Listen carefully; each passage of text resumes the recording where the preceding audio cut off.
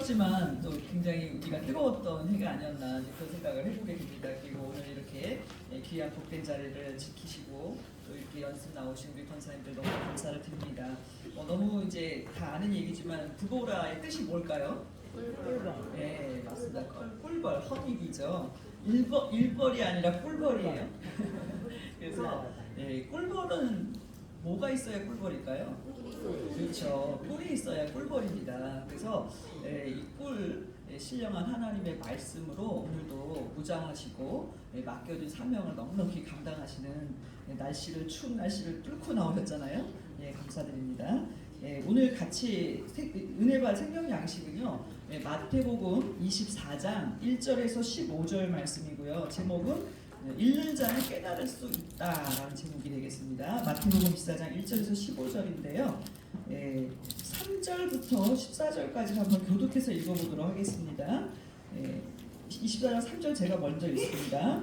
예수께서 감람산 위에 앉으셨을 때에 제자들이 종용이 와서 가로되 우리에게 이르소서 어느 때에 이런 일이 있겠사오며 또 주의 임하심과 세상 끝에는 무슨 징조가 있사오리까. 예수께서 대답하여 가라사대 너희가 사람의 미혹을 받지 않도록 주의하라. 많은 사람이 내 이름으로 와서 이르기를 나는 그리스도라 하여 많은 사람을 미혹해 하리라. 난리와 난리 소문을 듣겠으나 너희는 삼가하도록 말라. 이런 일이 있어야 돼 끝은 아직 아니니라. 민족이 민족을 나라가 나라를 대적하여 일어나겠고 처처에 기근과 지진이 있으리니 이 모든 것이 재난의 시작이니라. 그때 사람들이 너희를 환난에 넘겨주겠으며 너희를 죽이리니 너희가 내 이름을 위하여 모든 민족에게 미움을 받으리라. 그때 많은 사람이 시험에 빠져 서로 잡아주고 서로 미워하겠으며 거짓 선지자가 많이 일어나 많은 사람을 미혹하게 하겠으며 불법의 소망으로 많은 사람의 사랑이 식어지리라. 그러나 끝까지 견디는 자는 구원을 얻으리라. 이 천국이 모든 민족에게 증거되기 위하여 온 세상에 전파되리니 이제야 끝이 오리라. 15절 같이 읽습니다. 그러므로 너희가 선지자 다니엘의 말한 바 멸망에 가증한 것이 거룩한 곳에 선 것을 보거든 읽는 자는 깨달을지죠. 그래서 오늘 제목은 읽는 자는 깨달을 수가 있다라는 말씀입니다. 잘 아시는 마태복음 14장은 종말장, 재림장이라고 이름이 붙여진 예수님이 고난주간 화요일에 많은 변론을 하시면서 최후에 하신 말씀이라고 할 수가 있습니다.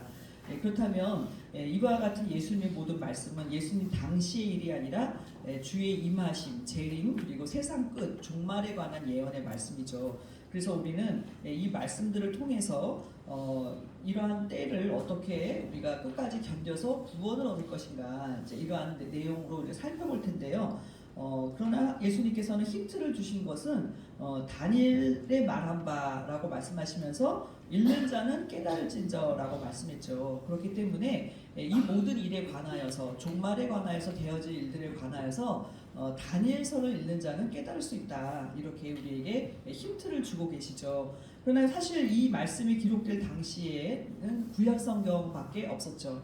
그렇기 때문에 다니엘서라고 말씀을 하셨지만 신약 말씀이 다 기록되고 난 다음이라면 어느 책이 추가가 돼야 될 것 같으세요? 당연히 요한계시록이죠. 왜냐하면 예수님이 특별히 다니엘이 무엇을 말씀했는가 할 때 이것은 7년 대환란에 대한 예언의 말씀이죠. 다니엘서 9장 27절이나 11장 31절에서 32절 그리고 12장 11절에서 12절을 보시면은 이런 멸망에 가증한 것이 거룩한 곳에 선 것을 보거든 읽는 자는 깨달으라 하신 말씀처럼 바로 이것이 대환란의 전 3년반과 후 3년반이 있고 그리고 이 모든 일이 있어야 된다라는 그 예언의 말씀이죠. 그렇기 때문에 우리는 오늘날 다니엘서나 요한계시록을 분명히 이제 읽어야 깨달을 수가 있다 이런 말씀이 되겠습니다. 그러나 오늘은 서론적으로 마태복음 24장에서 말씀하고 계신 이 종말의 징조에 대해서 한번 살펴볼 텐데요.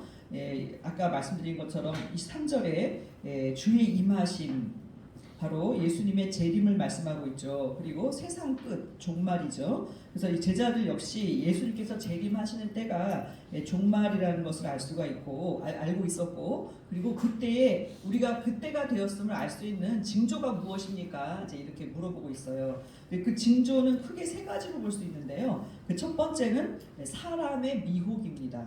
사람의 미혹. 이제 그 말씀이 4절부터 6절까지 기록되어 있는데요. 많은 사람이 내 이름으로 와서 이르기를 나는 그리스도라 하여 많은 사람을 미혹해 하리라. 그러니까 내가 그리스도라라는 사람이 몇 명이래요? 많대요. 많다는 거예요. 우리나라에도 많아요. 네. 그러니까 이거 볼 때 이 거짓 그리스도가 일어나는 것이 먼저 재림의 징조라고 말씀을 하고 있어요. 그렇기 때문에 그 사람들이 또 소수가 따라가는 게 아니라 많은 사람이 따라간다는 거예요. 많은 그리스도가 나오고 많은 사람이 따라간다. 그렇기 때문에 난리와 난리, 소문의 소문을 듣게 되는 이러한 일로 인하여서 사람들의 마음이 어떻게 되겠어요? 진짠가? 가짜인가? 마음에 많은 미혹이 있을 수 있겠죠. 그래서 또 가짜 그리스도를 또 많은 사람들이 그 미혹을 당해서 따라간다는 거예요. 그러니까 이러한 일이 그렇다면 이것은 교회 밖에 일어나는 일일까요? 교회 안에서 일어나는 일일까요? 그리스도가 누군지 뭔지 알게 뭐겠어요. 교회 밖의 사람들이. 거짓 그리스도가 일어난다는 것은 분명히 이것은 교회 안에서 일어나는 일이죠. 그렇기 때문에 우리가 교회에서 여러 가지 일을 당할 때 많은 분들이 교회에서 어떻게 이런 일이 있을 수 있어? 교회가 어떻게 그럴 수 있어? 라고 생각하기가 쉬워요. 그거는 우리가 각자 생각하는 이상향의 교회고요. 현실 교회는 예수님께서 말씀을 하셨습니다. 많은 거짓 그리스도가 일어나서 내가 그로라, 내가 그리스도라 하면서 많은 사람을 미혹해 하고 많은 사람이 그 미혹을 받아 따라가게 되는 일이 있다는 거예요. 근데 더 기가 막힌 것은 6절 하반절에 보면은 이런 난리와 난리 소문을 듣겠으나 너희는 삼가 두려워하래요. 두려워하지 말래요. 두려워하지 말라. 아유 말세야 교회에서 어떻게 이런 일이 있어? 라고 생각할 것이 아니라 이러한 일이 있어야 하되 끝은 아직 아니니라. 그러니까 이런 일이 있어야만 한다는 거예요. 그렇다면 이것은 우리에게 무엇을 가르쳐주고 있을까요? 우리는 세속사와 구속사의 주인이 한 분이시라는 걸 배웠죠. 구속사 시리즈를 통해서. 그리고 구속사 시리즈의 모든 결론은 사실 계시록에 나와 있어요. 그렇다고 한다면 이 모든 일 우리가 생각할 때 정말 교회에서는 일어나지 말아야 될 일, 혹시 일어나기를 원치 않는 그런 일들도 있는데 그것조차도 당신의 허락하에 이루어지는 일이라는 것, 있어야만 한다는 거죠. 그러면 왜 거짓 그리스도가 일어나는 일이 있어야만 할까요? 어떻게 생각하세요? 왜 이런 일이 있어야만 할까요? 알곡과 가라지를 분별하기 위해서. 그렇다면은 거짓 그리스도를 분별하는 방법은 뭘까요? 거짓 그리스도를 분별하는 방법은 참 그리스도를 아는 거예요. 그렇죠? 참 그리스도를 알면 거짓 그리스도를 볼 때 비스무리한데 이상하다. 짝퉁 같다. 말로는 말씀은 다 몇 장 몇 절 하는데 속은 이리 같다. 겉으로는 양의 탈을 썼지만 이리 같다. 그럼 여러분들이 그거를 보고 분별이 돼야 한대요? 돼요. 왜냐하면 참 그리스도를 아는 사람은 거짓 그리스도를 분별할 수 있기 때문이다. 그래서 반드시 우리가 믿는 참 하나님과 예수 그리스도를 아는 것이 영생이라고 할 때 그 영생을 얻는 자들에게 반드시 알아야 될 것은 참 그리스도와 거짓 그리스도를 분별할 줄 아는 것이야말로 참 그 구원을 얻을 수 있는 자격에 해당이 되기 때문에 이런 거짓 그리스도들이 계속해서 많이 일어난다는 것을 말씀해주고 있고, 이것을 보고 두려워하거나 근심하거나 한탄할 것이 아니라 이런 일이 있어야 된다고 말씀하셨는데 있구나. 그러면 어떻게 생각해야 되겠어요? 때가 가까웠구나. 이제 이것을 알 수도 있죠. 그러나 문제는 뭐냐? 끝은 아직 아니다. 그러니까 딱 지금 저희가 볼 때 종말의 징조, 말세의 징조 가운데 하나를 우리가 보고 있지만 아직 끝이 이루어지지는 않았다라는 사실이죠. 그렇다면 이 징조는 시작에 불과한 거죠. 자, 그렇다고 한다면 그래서 7절에 보시면 그래서 이제 이 많은 사람의 미혹을 받지 않도록 주의하라는 것은 이제 교회 안에서 일어나는 일이고 교회 바깥 세상에서도 징조가 있다고 말씀하고 있죠. 그 말씀이 7절과 8절에 있는데요. 마태복음, 마가복음에는 3개가 나오지만 누가복음까지 하면 4가지입니다. 첫 번째는 전쟁이에요. 오늘 우리도 전쟁을 지금 전 세계가 국지전이지만 하고 있죠. 우크라이나와 러시아의 전쟁, 그리고 이스라엘과 팔레스타인, 그리고 이스라엘과 이란의 전쟁이 국지전으로 현재도 사실 진행형이고 아직 끝이 나지 이제 않았죠. 그러나 성경에는 계시록에는 전 세계에 내 바람을 놓는 큰 전쟁을 또 예고하고 있죠. 그것을 볼 때 우리는 전쟁의 소문도 들어야만 한다는 사실이죠. 또한 천체의 기근과 지진이 있다. 기근, 경제가 매우 어려워질 것이다 라는 말씀이에요. 그리고 지진이 있죠. 불의 고리들이 요즘도 심심치 않게 터지고 있어요. 그리고 누가복음 21장 11절에 보시면 한 가지가 추가되어 있는데 온역이에요. 온역. 그 온역은 뭘까요? 전염병. 우리는 그것도 겪었죠. 뭘까요? 코로나. 코로나가 전 세계를 강타하는 바람에 전 세계의 백길, 하늘길 다 멈췄었죠. 그리고 전 세계 경제가 얼어붙을 수밖에 없는 그런 어려움을 현재까지도 사실은 겪고 있죠. 교회도 마찬가지예요. 저희가 아카데미를 통해서 지교회와 그 전국에 있는 교회 목사님들을 이렇게 만나거든요. 근데 그분들이 하시는 얘기가 그거예요. 코로나로 인하여서 온라인으로 전환되면서 성도들이 교회에 현장 예배를 안 드리기 시작을 했는데 그것이 아직도 회복이 안 되었다. 그래서 많은 교회들이 문을 닫는 교회도 있고 특별히 목회자들이 생활이 안 돼서 생활 전선에 뛰어들고 있대요. 그래서 주로 무슨 일 하시냐 했더니 쿠팡이 제일이래요. 왜 그러냐 했더니 시간적으로 본인들이 목회하면서 할 수 있는 일이 그거밖에 없다. 그 얘기를 들을 때 너무나 마음이 아프죠. 근데 그런 일들이 반드시 있다라고 성경은 미리 예수님이 2000년 전에 예언해 놓으셨다는 거죠. 그러니까는 교회를 볼 때도 마음이 어두워질 수밖에 없고 또 세상을 볼 때도 싱숭생숭할 수밖에 없다는 거예요. 근데 이제 이것은 또 재난의 시작에 불과하대요. 오늘 전도사가 지금 월작자로 이렇게 우리의 마음을 연습 전에 어둡게 하나. 마지막에 큰 반전의 역사가 있으니 조금만 참으세요. 조금 더 해야 돼요. 세 번째는 뭐가 나오냐면요. 9절부터 12절까지 말씀을 보면은 우리가 끝까지 견뎌야만 하는 대환란이 또 있다는 거예요. 그래서 이제 그것을 가리켜서 마태복음 24장 8절에는 이 모든 것이 무엇의 시작이다? 재난의 시작이다. 그러니까 이러한 징조가 있을 뿐만 아니라 실제로 우리에게 무엇이 닥친다는 거예요?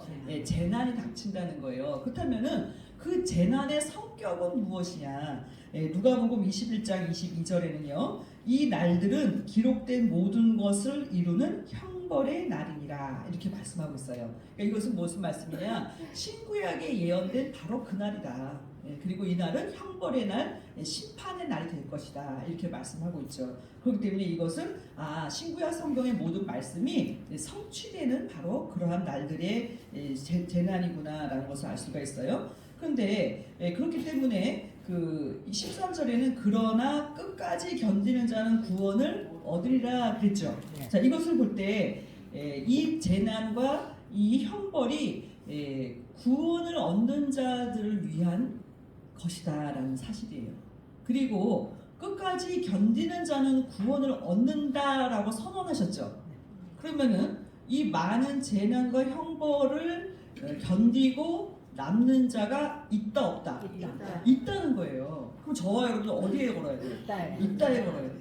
믿음으로. 왜 있다고 하셨으니까. 그러면 저와 여러분이 내가 이 모든 날을 견딜 수 있는 은혜를 주셔서 마지막 끝까지 견디는 자의 반열에 나는 들고야 말리라 라는 그런 믿음의 용맹을 바라시기 바랍니다. 그래서 이 대환란을 통과해야 된다는 거예요. 그럼 이제 우리가 뭐를 견뎌야 되느냐? 구체적으로 제가 볼 때는 크게 4가지로 이렇게 기록이 되어 있는데요. 9절에 보시면은요. 그때 사람들이 너희를 환난에 넘겨주겠으며 너희를 죽이리니 너희가 내 이름을 위하여 모든 민족에게 미움을 받으리라. 이것은 이제 예수님이 십자가에 죽으시고 부활 승천하신 다음에 교회가 받은 환난, 초대교회가 실제로 이런 환난을 받았죠. 환난도 받고 순교도 하고 내 이름 때문에 많은 민족에게 미움도 당하는 그러한 일을 겪었죠. 그럼 오늘날에 우리가 이런 일을 겪고 있을까요? 크게 작게 아마 가정적으로나 친척적으로 다 있으실 거예요. 교회 다닌다는 이유만으로 가족들한테 왕따를 당하시는 분도 있을 것이고 또 그로 인해서 여러분이 마음에 환란이 있는 분도 있죠. 그러나 사실은 이거는 제가 볼 때 오늘날은 구체적으로 그렇게 피부에 와닿지는 않을 수도 있을 것 같아요. 마지막 때 어떤 환란이 올지는 모르겠지만 현재 우리가 볼 때는 그렇다. 그러나 그것도 예언하셨죠. 근데 10절이 조금 치명적인 것 같아요. 왜냐하면 그때 많은 사람이 시험에 빠져 서로 잡아주고 서로 미워하겠으며 라고 돼 있죠. 그러니까 서로 고발하는 거예요. 그리고 서로 미워하는 일이 있다. 근데 그 이유는 뭐냐? 시험에 빠졌기 때문이다. 이렇게 말씀을 하고 있어요. 우리가 주기도문 할 때 시험에 들게 하지 마옵시고 그랬잖아요. 그러니까 많은 사람을 잡아주고 미워하는 그 일에 내가 들어가서는 안 되겠구나라는 사실도 우리는 기억을 해야 되겠습니다. 왜냐하면은 그 자체가 내가 시험에 들었다라는 그러한 이유가 되기 때문이에요. 자, 그리고 11절에 보시면 거짓 선지자가 많이 일어나 많은 사람을 미혹하게 하겠다. 그래서 여러분이 두 가지를 구별하셔야 돼요. 거짓 그리스도가 있고 그 거짓 그리스도가 진짜 그리스도라고 가르치는 거짓 선지자들이 많이 있다는 사실이에요. 그래서 거짓 그리스도 옆에 항상 뭐가 있다? 거짓 선지자들. 말씀을 왜곡하거나 잘못 인용하고 또 한 사람을 우상 숭배하게 하는 그러한 거짓 선지자들도 나온다는 거죠. 그래서 또 많은 사람이 거짓 그리스도에게도 미혹되고 거짓 선지자에게도 미혹된다. 듣기만 해도 참으로 마음이 불편하죠. 그리고 12절에 보시면 불법이 성함으로 많은 사람의 사랑이 식어지리라. 교회는 원래 어떤 곳이 돼야 돼요? 사랑이 충만해야 돼요. 왜냐? 우리의 모든 죄를 아무 값없이 십자가에서 보혈로 죄의 사함을 주셨어요. 그렇기 때문에 우리가 먼저 사랑을 받았기 때문에 그 사랑으로 이웃을 용납하고 때로는 용서하고 사랑해야 하는 것이 참된 교회의 모습이에요. 그런데 교회가 불법이 성하기 때문에 사람들이 사랑이 식어지는 일도 있다. 아마 저도 이걸 많이 겪었어요. 이 환난을 통해서. 그래서 제가 이 말씀을 우리 교회가 환난이 없었으면은 솔직히 말씀을 드리면 그렇게 깊이 있게 상고하고 기도해보지 못했을 것 같아요. 근데 이 환난을 통해서 우리가 한 가지 알아야 될 것은 뭐냐? 반드시 성경이 있다는 거예요. 그렇죠? 그리고 답도 성경에 있다. 그럼 찾아야죠. 그러니까 읽는 자는 깨달으라라고까지 우리에게 권면하신 말씀이 아니겠어요? 그러니까 말씀 속에서 반드시 찾아야만 하기 때문에 왜? 살기 위해서. 그런데 이러한 일을 볼 때 정말 끝까지 그러니까 말하자면 사랑이 식어지게 되면 어떤 형태가 일어나냐면요, 그냥 고립무원이 돼버려요. 그 순간. 그렇죠? 아무도 나를 위해서 이렇게 좋은 말을 해주거나 또 기도해주거나 혹은 이렇게 사랑으로 권면해주는 일을 하지 않게 되죠. 그렇기 때문에 정말 고립무원에 빠질 수밖에 없는 그런 일들을 여러분들이 교회생활 하면서도 크게 작게 다 당하셨을 거예요. 그런데 중요한 것은 뭐냐? 이런 일이 있다라고 우리한테 미리 말씀하셨다는 거죠. 그렇기 때문에 우리는 교회가 왜 이러냐, 성도들이 왜 이러냐, 물론 틀린 말 아니죠. 그러나 성경을 볼 때 그렇게 된다고 예수님이 미리 우리한테 말씀하시는 대로 되어가고 있구나라는 사실이에요. 그럼 우리는 무엇에서 소망을 얻어야 될까요? 그러니까 정말 생존 경쟁이에요. 생존 게임이에요. 제가 볼 때는 거짓 그리스도한테 어떻게 돼요? 미혹당하지 말아야 돼요. 그리고 신문이나 기사를 통해서 지진이 났다, 또 연병이 전 세계를 훑었다, 또 그런 말들을 듣잖아요. 그럴 때 마음이 싱숭생숭하지 어떻게 해요? 말아야 돼요. 요동치지 말아야 돼요. 말씀하신 대로 됐구나. 그리고 교회 생활하면서 이런 어려움을 내가 당할 수도 있죠. 근데 그럴 때 상대방을 미워하거나 하나님을 원망하거나 교회를 욕해도 안 돼요. 왜 그럴까요? 이런 일이 있겠다고 말씀하셨는데 거기에 대해서 우리가 뭐라고 의문을 달겠어요? 그런데 놀라운 사실이 뭐냐? 그러나 13절 끝까지 어떻게 된다? 연결해야 된다는 거예요. 끝날 때까지 끝난 게 아니에요. 유명한 야구의 유명한 전설이 한 얘기예요. 왜 그러냐? 아니 9회 말 투어 무슨 시작이라는 거예요. 왜? 한 방에 다 뒤집을 수가 있기 때문에 야구라는 경기가 그렇거든요. 그래서 그 유명한 사람이 그 야구는 끝날 때까지 끝난 게 아니다. 그러니까 오늘 우리도 마찬가지예요. 교회가 큰 어려움을 당하고 있으나 끝날 때까지 끝난 게 아니다. 그럼 우리는 뭐를 해야 되느냐? 저는 성경 오늘 결론을 말씀 통해서 두 가지를 해야 된다는 걸 좀 알 수가 있어요. 첫 번째는 무엇일까요? 견뎌야 된다. 그러니까 좀 세상 말로 하면 버티세요. 그냥 참 이런 말을 전도사 입에서 제가 하게 될 줄을 이런 날이 올 줄 저도 몰랐어요. 근데 어떻게 하셔야 돼요? 네, 견디고 버텨야 돼. 무슨 얘기냐? 아 더럽고 치사해서 나 그냥 교회 안 나와. 그러면 견딘 거예요, 안 견딘 거예요? 못 견딘 거예요. 그렇죠? 그러니까 절대로 아무리 환란이 있고 그것도 교회 밖에서 환란은 교회에서 해결할 수가 있는데요. 교회 안에서 일어나는 환란은 해결할 길이 없어 보여요. 그러니까 마음에 어둠이 올 수도 있고 또 사람을 원망할 수도 있고 그렇게 돼요, 사람인지라. 근데 뭐라고 말씀하시는 거예요, 예수님은? 너 끝까지 견뎌. 너가 견디지 못한다면 그거는 믿음이 없는 거가 되는 거예요. 아셨죠? 그렇기 때문에 여러분들은 끝까지 견뎌서 우리 각자의 자리, 사명의 자리에서 이탈하지 않으시기를 소원합니다. 네, 끝까지 견딘다. 그러면은 말로만 견디라고 하겠어요? 견딜 수 있는 은혜도 주시겠죠. 그래서 끝까지 견디는 것이 당신의 조건이에요. 그리고 그런 견디는 자는 나중에 내가 어떻게 하겠다? 내가 구원해 줄 거야. 너 그 환란 중에서 견뎠지? 잘 견뎠다. 너는 내가 구원하기에 합당하다. 이렇게 인정을 해주시겠다는 뜻이에요. 그런데 그것보다 좀 더 적극적으로 견디는 방법이 바로 14절이죠.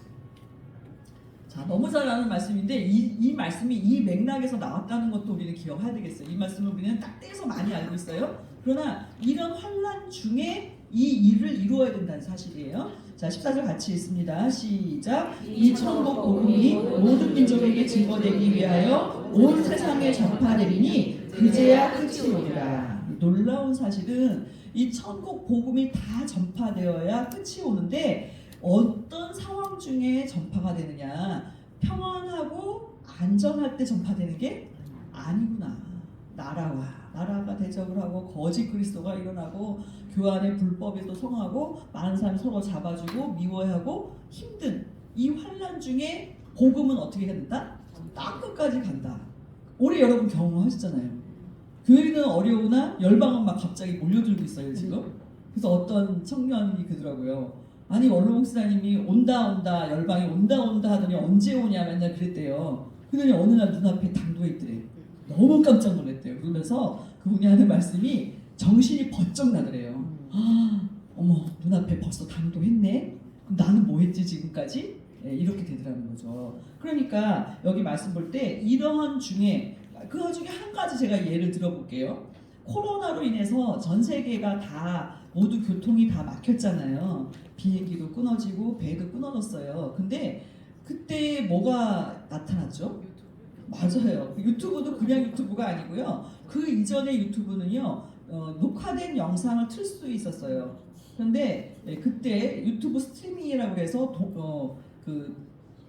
실시간 유튜브를 송출할 수 있는 그러한 게 그 코로나 때 그게 열렸죠.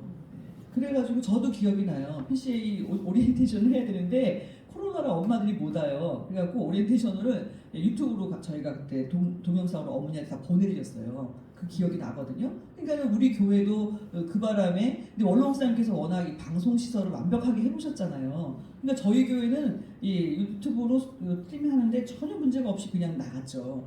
그리고 어떤 역사가 일어났냐면요. 되게 저한테는 중요한 일이라고 생각이 되는데요. 그 화상 채팅이라는 것이 그 전에도 있었어요. 기업 간에 나라 민족 간에 이제 그 회의를 할 때 썼는데 어마어마하게 비쌌어요. 그런데 코로나가 딱 터지니까요 화상 채팅이 다 공짜가 돼버린 거예요. 예, 그래서 뭐 구글이라든가 줌이라든가 이것으로 그래서 저는 못 가는 나라들 있잖아요. 줌으로 공부를 해요. 지금도 저희가 지금 감성교를 하고 있는데요. 날짜를 정해가지고 매주 하고 있어요 줌으로. 예, 그러니까 뭐냐면은 직접 가는 일도 되지만 가지 않더라도 복음은 땅끝까지 전파할 수 있다. 그 싱가포르에서 하는 포라 120도 같은 프로젝트예요. 그래서 어떻게 하냐면은 아프리카 그 나라들의 그 많은 나라들에게 선교사를 다 보낼 수가 없어요. 그러니까 어떻게 해요? 구속사 말씀을 녹화한 다음에 각 나라의 말로 자막을 다 올리는 거예요. 그래서 그 나라에 보내줘요. 근데 너무 가난한 나라예요. 그럼 어떻게 해요? 기계를 사가지고 보내는 거예요. 그러니까 그분들이 컴퓨터까지 더 사다 주고 해서 이제 해요. 그래서 이제 이분들이 거기에서 각자 예배 드리는 거를 사진을 찍어서 우리 구역 보고서 내듯이 내요. 그러면은 몇 명이 공부를 했다. 그러면 간식비 얼마, 1인당 얼마 그렇게 또 보내주는 거예요. 그렇게 해서 그 싱가포르 교회가 1년간 지난 1년간 그 화상으로 구속사의 말씀을 전하는데 쓴 액수가 60억이라고 해요. 그래서 그 재원을 어떻게 마련했냐 했더니 많은 장로님들 또 성도님들이 그것을 위해서 헌신을 했다는 거예요. 제가 그 얘기 듣고 깜짝 놀랐어요. 그리고 또 미국에서도 각 교회마다 또 하고 있잖아요. 남미 쪽에. 유럽도 하죠. 가까우니까. 그러니까 한국에서만 하는 게 아니고 전 세계에 세우신 그 구속사 말씀의 교회들이 각자 이 일을 하여야만 한다는데 다 깨어 있어요. 그리고 우리 본교회 국내에 있는 지교회들도 각각 다 아카데미를 하고 있죠. 그러니까 동시다발적으로 말씀이 전파가 되고 있기 때문에요. 솔직히 말씀을 드리면 저희 전도사님, 선교사들은요, 거의 살인적인 말씀 전하기 위해서요.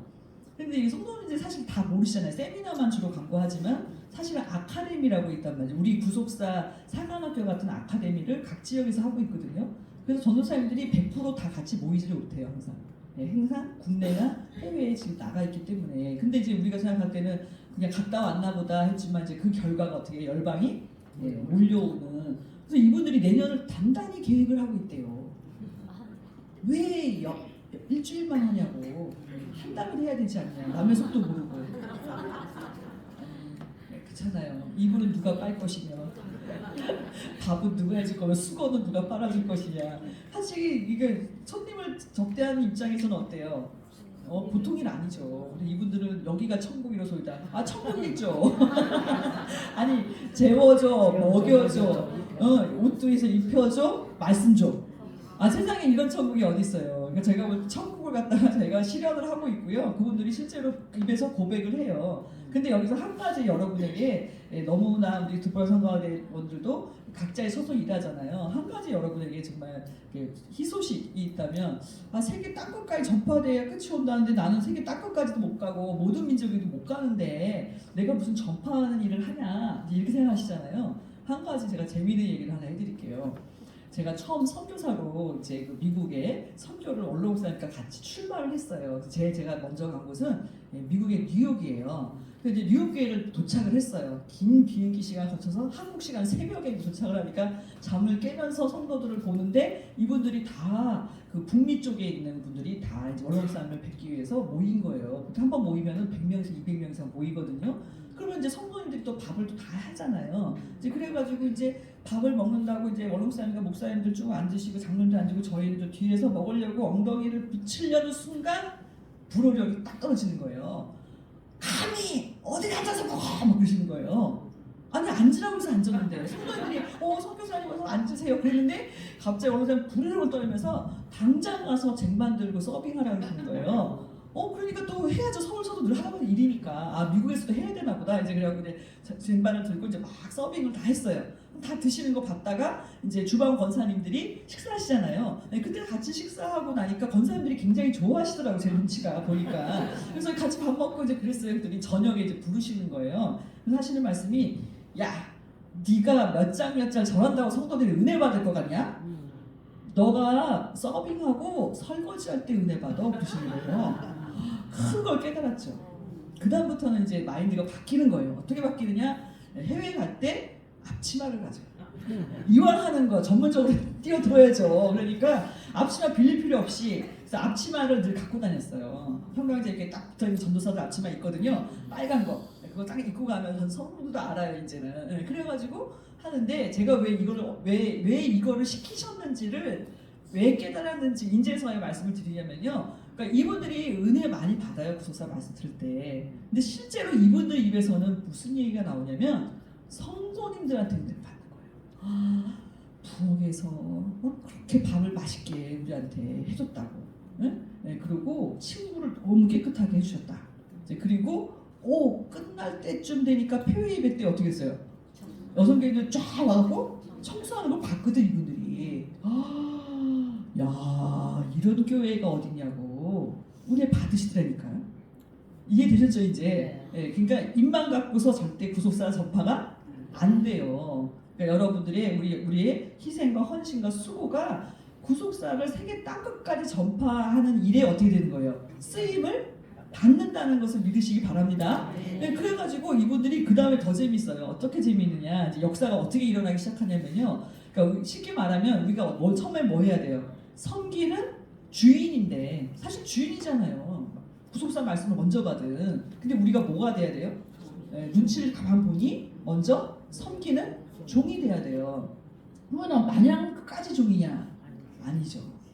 이번에 학예대성회를 했잖아요. 저 목회자 학예대성회를 했잖아요. 근데 사회하시는 목사님이 처음 하는 일을 하는 거예요.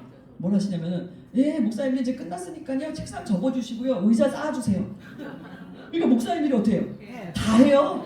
그래갖고 싹 모리아가 성소가 돼버렸다니까요. 그러면서 하시는 말씀이 이거 시켜줘서 너무 고맙다는 거예요. 왜 그러냐 했더니 아니 너무 잘해주는데 부담스러웠대. 당신들도 이제 뭔가 하고 싶은 마음이 드는 거예요. 그러니까 이제 그 다음에는 어떤 역사가 일어나냐, 이제 지교회가 오기 시작하네. 그러니까 지교회가 안내를 쓰고 이번에 보니까 부엌에도 들어가셨더라고요. 지교회에서. 그러니까 이분들도 너무 좋아하시는 거예요. 왜 그러냐 했더니 아니 그동안 손님처럼 꺼다란 볼처럼 앉아갖고 맨날 받아먹기만 하는 게 너무 불편했대. 근데 하니까 어떻게 해요? 너무 보람있고 좋더래요. 그러니까 이제 그 다음에는 어떻게 하시면 돼요? 이게 딱 본을 보이시고 이제 그 다음에는 안 시켜도 돼요. 은혜 받은 분들은 알아서 하신다니까요.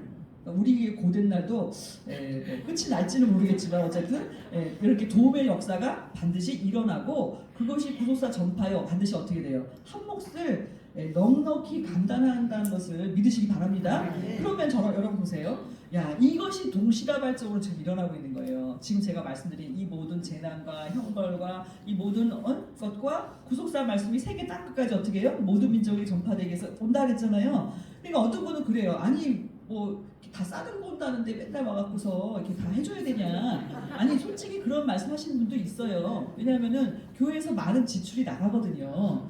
근데 여러분 보세요. 처음부터 이렇게 되겠냐고. 은혜 받으면 어떻게 돼요?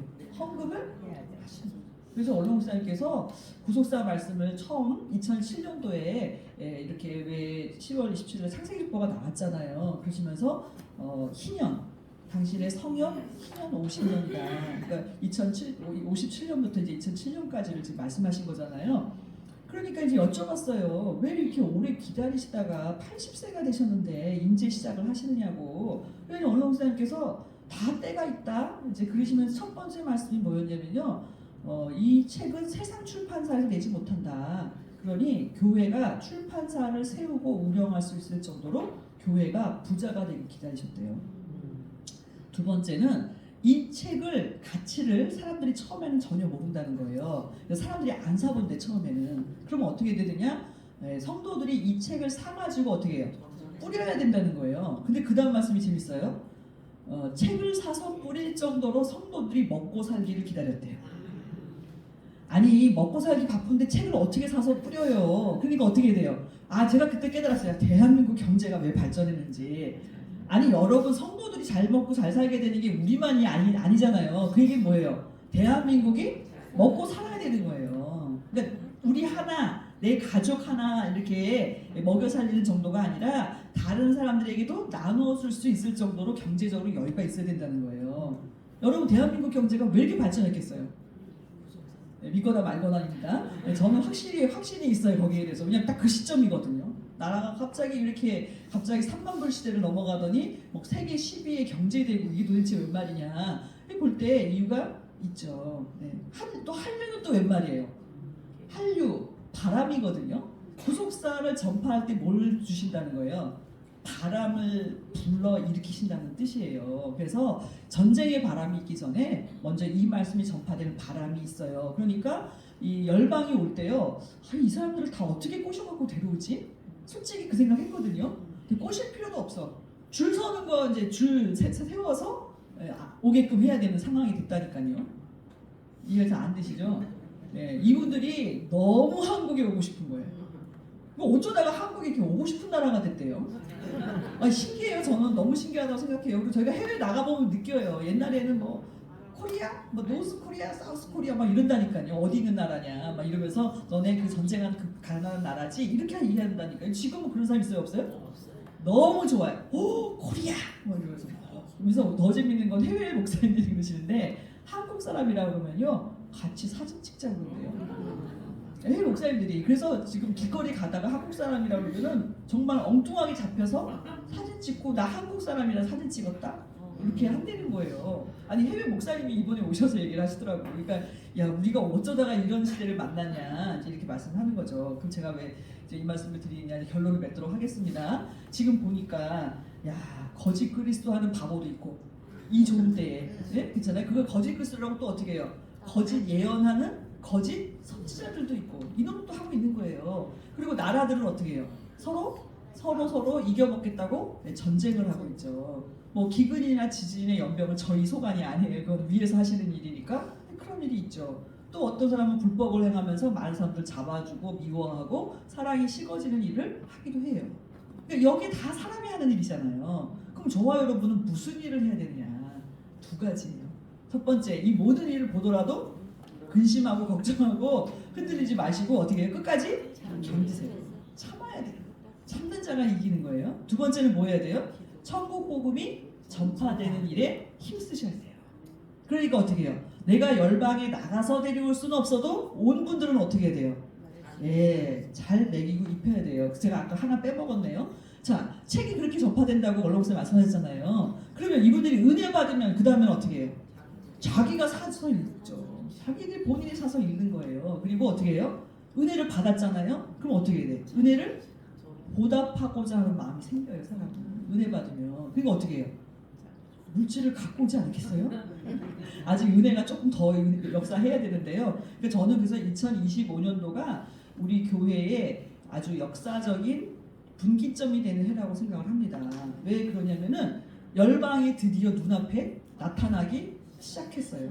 얼마나 많은 수가 얼마나 자주 오게 될지 아직 우리는 잘 알지 못해요. 내년은 어떻게 될까? 내후년은 어떻게 될까 할 때 앞으로 우리 교회가 할 일이 너무너무 많아요. 근데 제가 요즘에 안타까운 것은 뭐냐면요.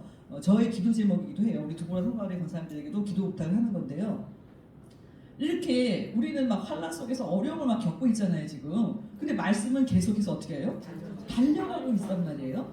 근데 그 환란 중에 있는 우리와 이 달려가는 말씀 사이에 간격이 벌어지면 안 돼요. 그렇죠? 그게 저는 제일 문제라고 생각해요. 무슨 말씀이냐? 다 먼 나라 이웃 나라처럼 몇 명이 왔대. 17개국에서 몇 명이 왔대. 많이 왔구나. 예를 들어서 어느 목사님이 저기 가서 선교를 하시는구나. 다 먼 나라 이웃 나라처럼 얘기하는 거예요. 그러면 사실은 목사님들 선교사님들이 그 선교를 하는 그 지역은요 진짜 매우 위험한 지역들 많아요. 요즘 캄보디아 난리 났잖아요. 네, 캄보디아, 뭐 미얀마 이런 나라들, 네팔 이런 나라들은요 정말 솔직히 말씀드리면 첫 번째는 목숨 걸고 가야 돼요. 네, 두 번째는 구속사가 제대로 전파되느냐 다른 문제예요. 베트남도 아름다운 관광지로만 알려져 있지만 아직도 핍박이 심해서 쫓겨날 수도 있어요. 신분이 발각되면 예를 들어서. 그러니까 중국, 베트남 이런 나라들은 아직도 공산국가거든요. 근데 그런 나라들을 지금 뚫고 있잖아요. 뚫어지고 있고 또 아랍 쪽의 나라들이나 요르단이나 이스라엘이나 이런 나라들도 다 지금 가는데 사실은 알고 보면은요. 우리가 선교할 때는 또 외국 나가셨구나 비행기 타고 가셨구나 이렇게 보지만 실제로 그 현장에서 느끼는 분들은 생명을 걸고 가는 거예요. 네, 그렇기 때문에 우리가 그러한 자리에 있는 교육자분들을 위해서 어떻게 될까요? 기도 많이 해주셔야 돼요. 정말 많이 해주셔야 돼요. 그래서 근데 정말 감사한 것은 뭐냐면은 모든 교육자분들이 이 말씀을 전하는 일에 한 사람도 부족함이 없다는 사실이에요. 예, 솔직히 말씀을 드리면 이 교회가 분리되기 전에는요 그로 인한 시기 질투가 이루 말할 수가 없었어요. 예, 저희가 정말 말을 다 못해서 그렇지 창피해서. 근데 지금은 그럴 일이 없어. 왜 없을까요? 서로 다 너무 바빠요. 네, 그럴 일이 없어. 정말 사람이 부족할 정도로 그렇게 말씀이 전파가 되는 가운데 있습니다. 그랬을 때 각자 우리가 해야 될 일이 무엇인지를 여러분들이 믿음의 눈으로 이렇게 하시면서 뭐 우리가 맨날 청소부냐 또 이불 또 빨러 가야 되고 청소하러 가야 되고 인간 생각으로 볼 때는 이게 뭐 하는 것인가라는 현타가 오실 수도 있어요. 그러나 그 일이 복음이 전파되는 일에 은혜를 끼치는 일에 가장 기본이 된다는 것을 믿으시기 바랍니다. 그래서 저희는 지금도 다닐 때 똑같이 해요. 계실 때처럼. 그리고 성도님들도 이제는 이해를 해요. 그래서 한 마음과 한 뜻이 되게 하는 역사는 바로 누군가가 이 일을 진짜 몸으로 종처럼 헌신하고 희생하는 그 곳에서 바로 은혜의 역사가 일어나고 복음이 땅끝까지 전파되는 동력이 된다는 것을 믿으시기 바랍니다. 다 같이 기도드리시겠습니다. 참 좋으신 사랑의 아버지, 은혜를 진심으로 감사드립니다. 예수님께서 2000년 전에 이미 예언하신 그 예언하신 말씀들이 오늘 우리 눈앞에 우리가 살고 있는 또한 나라와 민족에게 또한 교회에게 그대로 임하고 있다는 것을 다시 한번 알게 하여 주시니 감사드립니다. 그러나 끝까지 견뎌서 구원을 하시겠다는 그 약속의 말씀을 믿고 끝까지 견디는 자의 반열에 서는 우리 두보라 성가대의 모든 대원들 될 수 있도록 축복하여 주시옵소서. 꿀벌이라는 이름을 주신 것처럼 그 입에서 그의 눈에서 우리 두보라 성가대의 찬양을 통하여서 또한 아버지 하나님 말씀이 전파되는 큰 은혜의 역사를 허락하여 주시옵소서. 무엇보다도 감사하기는 구국 예배를 오늘까지 성가대로 지킬 수 있도록 축복하여 주신 은혜를 진심으로 감사함을 드립니다. 무엇보다도 우리 권사님들 비록 연로하다 할지라도 아브라함도 당시 그 하나님의 부르심을 75세에 받아서 그 생명이 끝나는 날까지 하나님 앞에 믿음으로 기쁘시게 한 것처럼 아버지 하나님께서 저에게 맡겨주신 이 귀한 사명을 정말 아버지 하나님 바라옵고 원하옵기는 저의 생명이 다 소진하는 그날까지 아버지 앞에 충성 헌신하게 부족함이 없도록 도와주시옵소서. 아버지여, 이렇게 또 항암과 또 치료를 위해서 아버지 하나님이여 기도하시는 우리 전사님, 또 많은 권사님, 또 우리 목사님도 있습니다. 사랑의 아버지 하나님, 아버지 그 기도의 장소에 아버지께서 가 계시고 함께 투병하고 계신 줄 믿습니다. 그 병을 아버지 하나님께서 이미 십자가상에서 도말하시고 모든 질고를 대신 지신 줄 믿사오니 아버지 하나님 깨끗하게 믿음으로 나음을 얻게 하여 주셔서 남은 생에 더욱더 큰 일을 맡아서 아버지 앞에 영광을 돌려드리는 놀라운 역사가 일어날 수 있도록 인도하여 주시옵소서.